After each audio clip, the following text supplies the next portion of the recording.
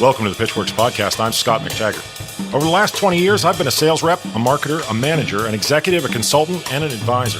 This show is designed to give you access to my list of contacts so that you can learn more about how to present your ideas at work and succeed in your career. Startups and salespeople, marketers and managers from the Epicast Network in Pittsburgh. It's the Pitchwerks podcast. And I heard this loud whooshing sound from behind me, and I turned around, and about 30, 40 yards down the road, there was a man shouldering a rocket-propelled grenade launcher and had fired the ordnance right at us. And I was lucky enough, or unlucky enough, to have been hit in the side of the head with it. Hey everybody, it's Scott. It's Wednesday and it's the Pitchwerks podcast. This week, Matt and Carmen come in from Postindustrial Media. They're doing a Kickstarter. Our friend Olga Pogoda is running that campaign over at the Colonel's side of the MacTaggart Empire. And I wanted to bring these guys in and talk about exactly what it is that has made these campaigns so successful when other people run them. There's this whole thing, this slow news trend that has begun, and I don't know, it changes the way people look at a region and candidates and policies and just how they tell stories and how they go about their discussions with their neighbors. And I don't know, just seek what comes next for them as opposed to just the nation as a whole. I like what they're working on. I think you will too. Make sure you check out their Kickstarter when it comes out at kickstarter.com/profile/postindustrial. That's all one word. Check them out on the 22nd. Let's talk to Matt and Carmen.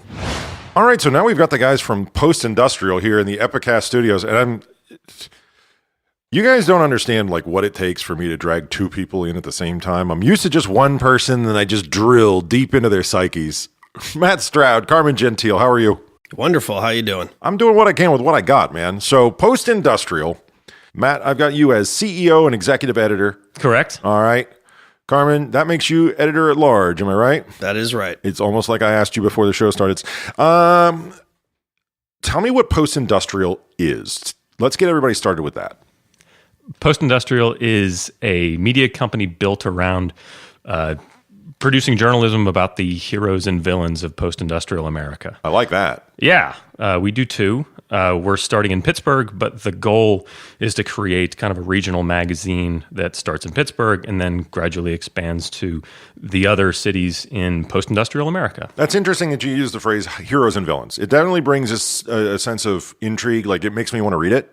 Great. No, for real. I mean, like, there's this risk that people run of they want to do something that doesn't necessarily come to a conclusion.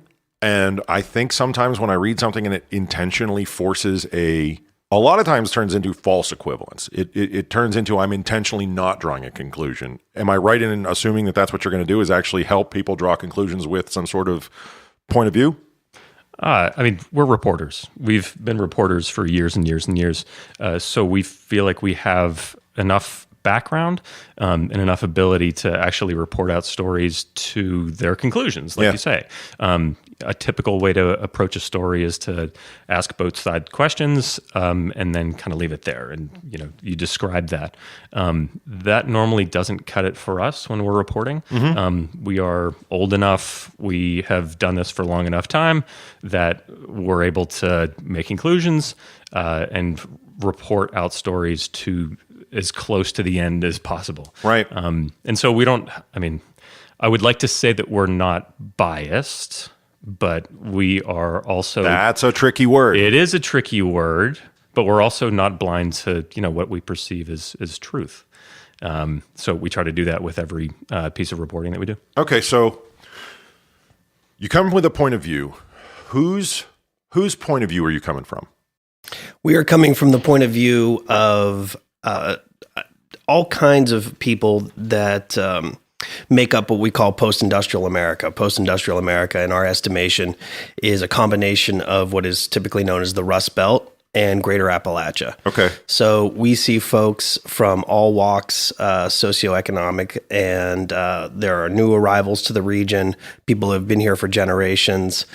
We've done stories about folks that on the newer side who are refugees or immigrants from places like Syria. Mm-hmm. We're looking at different communities throughout this region that are new arrivals that are adding to this collection of people that have been mischaracterized over the last few years, particularly as it pertains to the last election, and hoping to produce a more complete picture of what it is that composes this region. Yeah.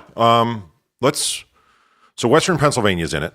It's got to be West Virginia too, right? Sure. Correct. All of Ohio or just part of it? All of it. All of it. Michigan? Absolutely. Let's. I'm trying to make sure that let's cut through it instead of doing the one-on-one. I don't know. I think I sounded pretty good in staccato.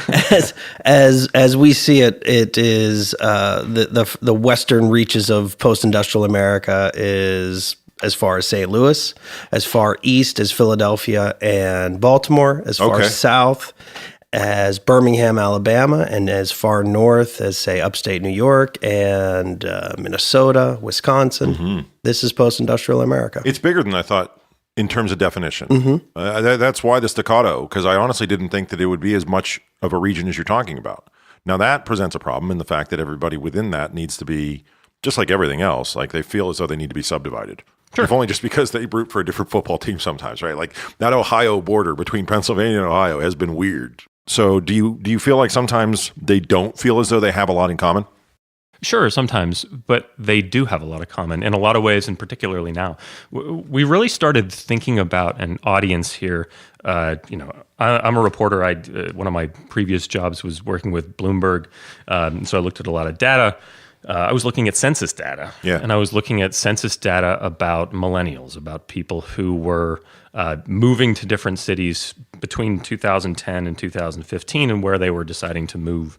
And I noticed that in cities like Pittsburgh and Detroit, Cleveland, Columbus, Philadelphia, you had an extremely large growth rate in each of these cities among people who were basically under 40 years old. And when you talk to people and when you do some reading, what you find is a story that you and I find, we hear this all the time. You have people who have moved to New York City. They have moved to Los Angeles and they've realized, I don't want to spend $5,000 a month on an apartment. I have goals that go outside of what I can accomplish there. So I want to come back to a place like Pittsburgh. I want to come back to a place like Detroit where things are relatively inexpensive and I can pursue what I want to here. And so in that commonality, you have ambition, you have entrepreneurism, you have a lot of really interesting things happening. It's funny that you say the entrepreneurship piece because that actually, the smart money has been moving into the Midwest for a little bit now, but now it's starting to grab headlines. How? No disrespect intended, but a couple of journalists, how did you come to the conclusion that you wanted to be in charge of your own operation? Because a lot of times people feel as though, well, that's a special discipline, learning to run the business, the cash flow, the whatever. Like what was the trigger event that made you say, this is definitely what I want to do? I'm tired of working for other people. I know that feeling, man. Tired of it. I've worked for every outlet, newspaper, magazine, cable news, network news, 44. Okay. You wear it well, man. I didn't know that. I would have figured I was older than you. Yeah. Thanks. No, for real. So that definitely, that resonates with me. I know what it's like. This is the same song over and over. Every time I change, it's the same environment. But still, did you go back and take classes on owning your own business or did you YouTube it or? Well, Matt has actually run a magazine previously in his 20s, so he has that experience. And I've made every mistake you can make in the journalism field at least twice. So I think I, at this point, have been able to learn from some of those mistakes. Twice now, huh? At least twice. Well, that's what being 44 will get you. Because there's a gap in the market or else you wouldn't be here, right? That's what you felt? We think that there is, yeah. Yeah.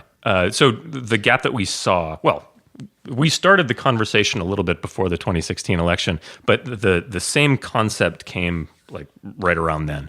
We were watching media and watching the region be represented by people talking to coal miners and steelworkers. That was the framework of the conversation. And you live here. Yeah. not all that you see. But every time you're like, we're live. We'll be back at Heinz Field just after these commercial messages. And you watch the steel get dumped out of the bucket. And then the second one is the Promani sandwich and you have to see the guy with the clear baggies on his hands put the sandwich or the coleslaw and the fries on the sandwich. And that's like cutaway number 2. Maybe a third one is the skyline. Yeah. So Coming through the tunnels. We get caricaturized, I guess, Sure, is that as works. close as I'm going to go with it. I mean, it's kind of stereotyping. Well, It's moving in that direction, right? We are represented by steelworkers and coal miners. Yes. And that's apparently what everybody cares about when they get outside the region. And I felt probably offended is too strong of a word, but really upset by it. Yeah. I didn't think that it accurately portrayed the region. And I saw a lot more that was going on here. And so did Carmen. We've been having this conversation basically since 2013, 2014, realizing that the region is not being represented correctly. And there are these wonderful regional magazines that exist in other parts of the country that represent a region in the way that we saw a need here. So there's a magazine called Texas Monthly that, Texas is a very diverse huge place, lots of different communities, but this magazine is able to represent the entirety of the state. I once ran a sales team out of Houston where they wanted to go do a visit in El Paso to a client, and they were trying to get me to approve an air trip. And I was like, El Paso's in Texas. He goes, dude, that's 1,300 miles. Yeah. Right. Yeah. Huge. You don't understand it because you look at it on the page and you're just like, it can't be that big. Well, California is the same way. Yeah. There's a magazine called California Sunday Magazine that's wonderful. There's another one that represents the entire West. It's called Sunset, another beautiful, great magazine. There's a magazine out of Charleston, South Carolina that represents the South. It's called Garden and Gun, another great magazine. We saw that there was a need for something just like that for the Rust Belt and Greater Appalachia. What's the impact of not having it? Let's say, for example, you guys just decided to go make your fortune on Wall Street. What's the impact of this magazine not existing? Of Postindustrial not existing? Because you know what I'm getting to. I'm getting to the Kickstarter, right? No, I mean, let's be 100% real, right? One of the things that people want to know is, why does a thing deserve to exist, right? So what's the impact? You said you were kind of like vaguely upset, right? You saw this in 2016. You saw the region being misrepresented. Right? And so without an organization like this telling the stories of the people who are here, this region continues to be misrepresented. In 2020, you're going to have the exact same conversations framed around the Rust Belt and Greater Appalachia again and again and again, and it's going to be upsetting. I might even move to the word offensive it could in be. 2020. Yeah.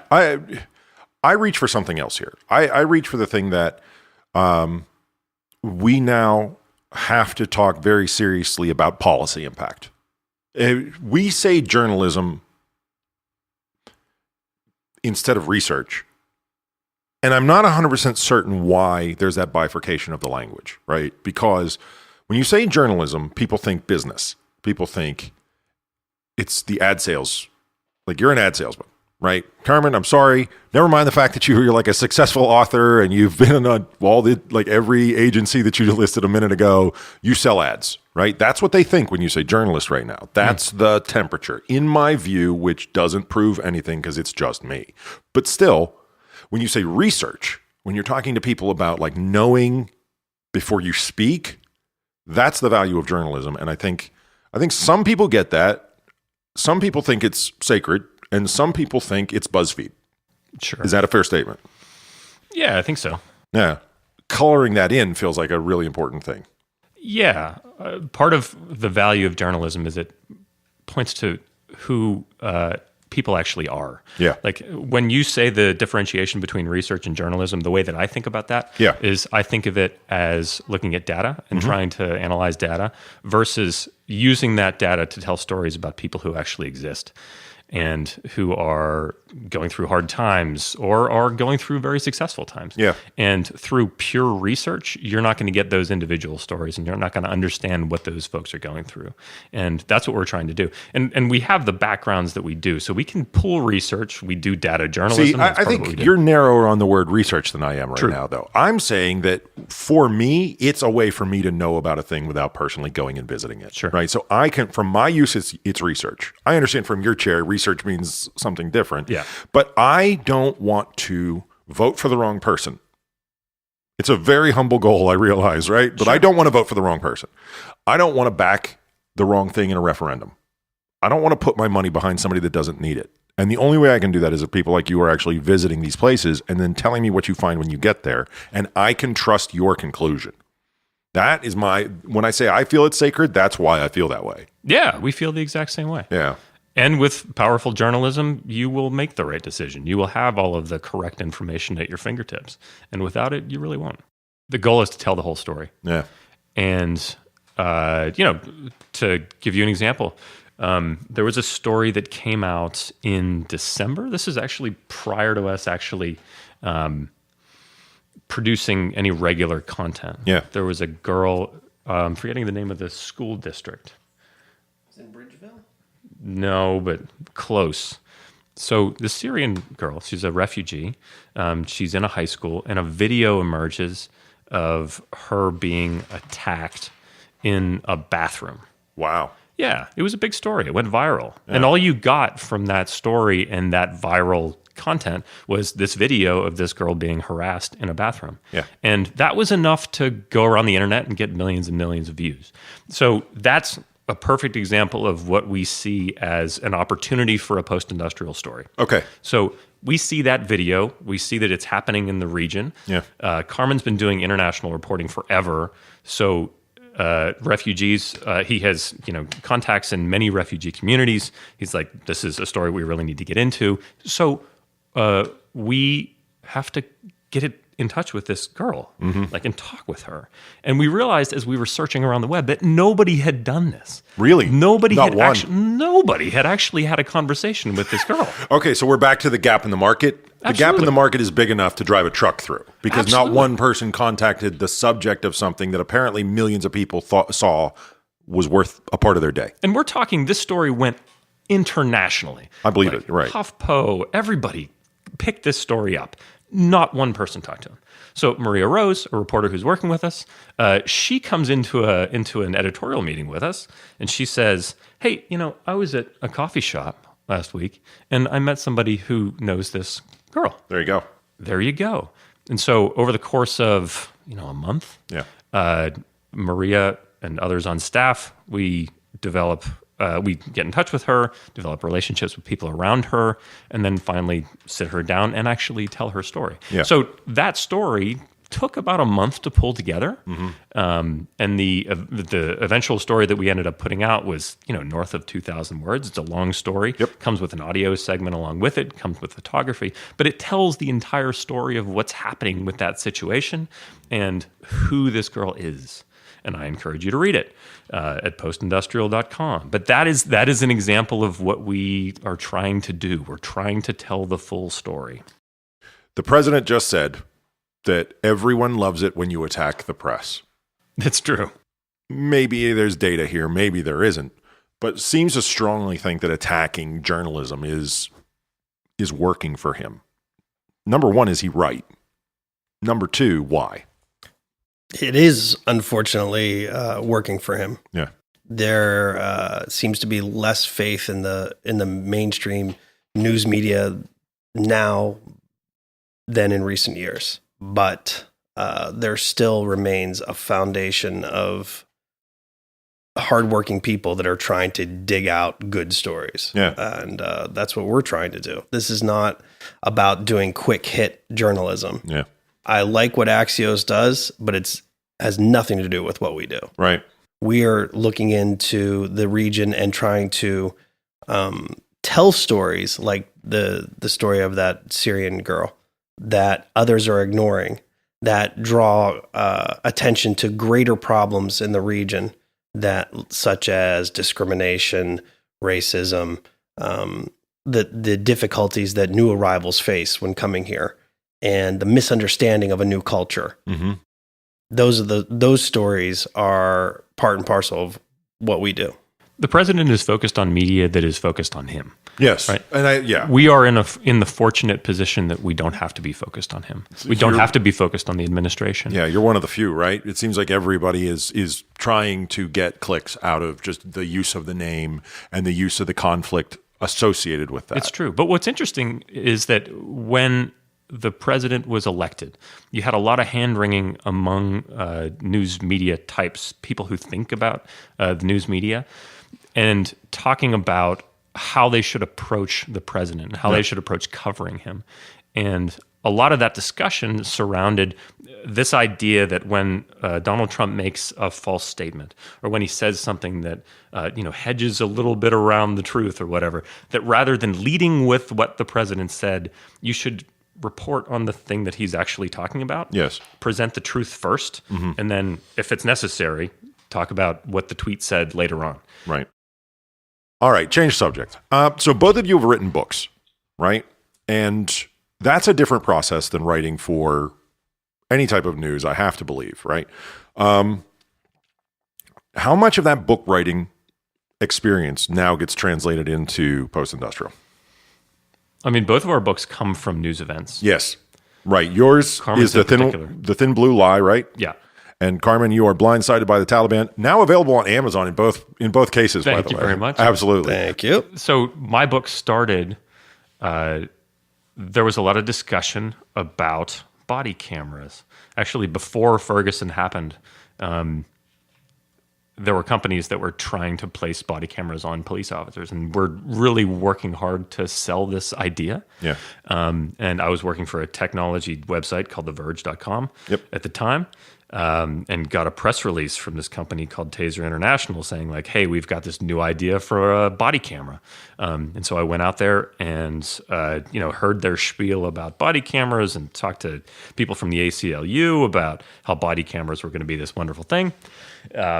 And then at the end of the conversation, at the end of the tour around the facility, I got asked by the main press person, his name is Steve Tuttle at Taser International, do you want to take a ride? And I didn't really know what the hell he was talking about.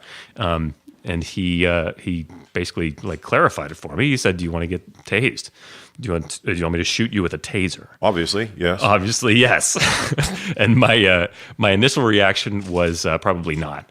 But after some cajoling, what he said was, you're going to be, this is in April of 2013. Okay. He said, you are going to be at a barbecue this summer, and you're going to tell people that you were at the headquarters of Taser International, and they're going to ask you if you were tasered, and you're going to have to say, no, I was not. And for some reason, that logic worked on me. And so I got tasered, and it was. Are we okay, Carmen, calling this logic? Because this doesn't feel like logic to me. Makes sense to me. I think it's persuasion. Right. I'm not 100% ready to extend it under the auspices of logic. I also kind of wanted to do it. This feels right. And so I did, and it was extraordinary. You lose feeling and the ability to move completely. And they actually have to have two people right next to you when you go through the process, because you're just going to fall straight down. They shoot you in the small of your back, you fall right down. This taser experience is pretty crazy, and literally every police department in the entire United States, 18,000 police departments, they're outfitted with this device. They are. And it comes from the same place. And they all come from the same place. And so I realized that there was a story there. And so I, got to thinking about it. And then, many years later, here you go. There's a book about, that company and the idea of police technology and how police technology has turned into basically the police industrial complex over the last 30 or 40 years. Anyway, to your point, to your question, it starts from news. You dig deep and you try to tell a story that makes sense. It's really the same process, only instead of writing a 2,500 word story, you're writing a 100,000 word story. Yeah, that's what I wanted to know. If it's the difference is huge or it's small, and it sounds like it's just small. It's the outcome maybe is a larger product, but you're still using the same tools. You're still using the same tools. It was a bit of a different process for Carmen, and I'll let him tell his story. Yeah. But his story is more, I think the work Carmen's is more personal. Yeah. Yeah. So Blindsided by the Taliban, again, also available at Amazon.com right now. That's not the same thing as you sort of having to research what's going on behind the closed doors of a corporation that's famously secretive. Tell us about your book. My book is about, it revolves around an unusual incident and an even more unusual injury that I sustained In Afghanistan, I was embedded with U.S. forces in eastern Afghanistan in September 2010, just a few kilometers from the Pakistani border.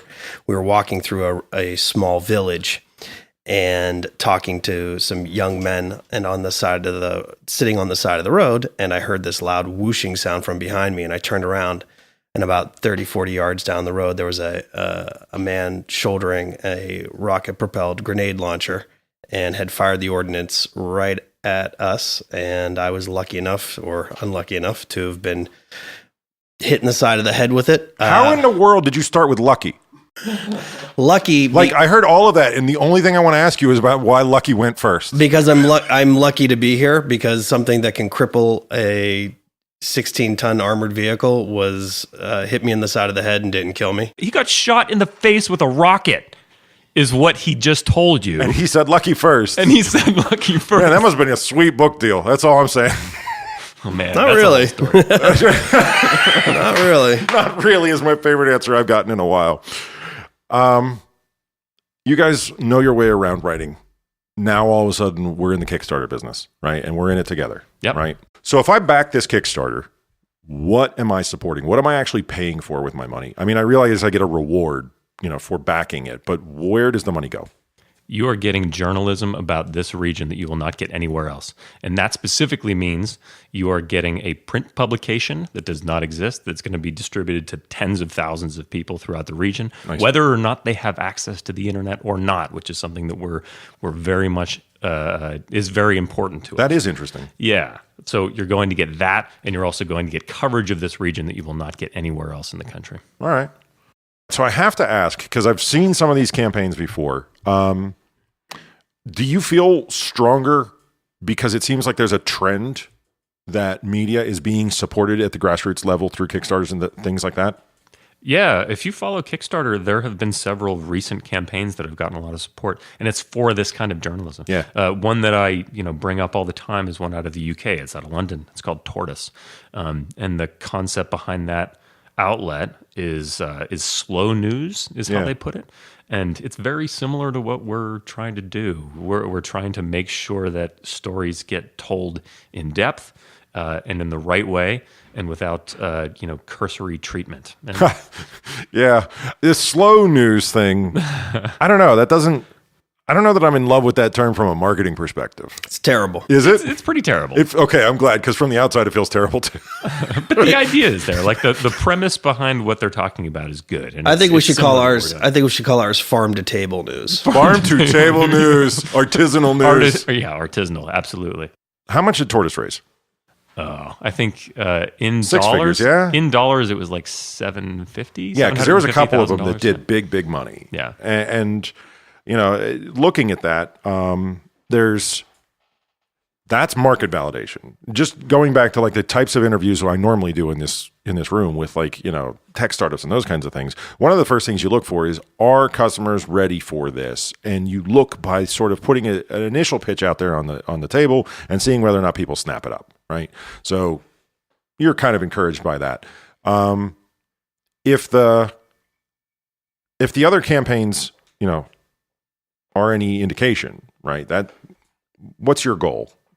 You're going to look for $30,000-$40,000? Yeah, around that. It's modest in comparison to a publication that just raised $750,000, but that would go a long way for us. Yeah. I mean, that would help us to print our first issue and get some more reporters on the ground doing great work. Yeah, I mean, you don't see a Kickstarter do 750 very often. You don't see a Kickstarter do 100 very often. Right. Like we've done a few that reach there, and people, are a little shocked because they're used to them sort of falling over dead, right? You guys ready?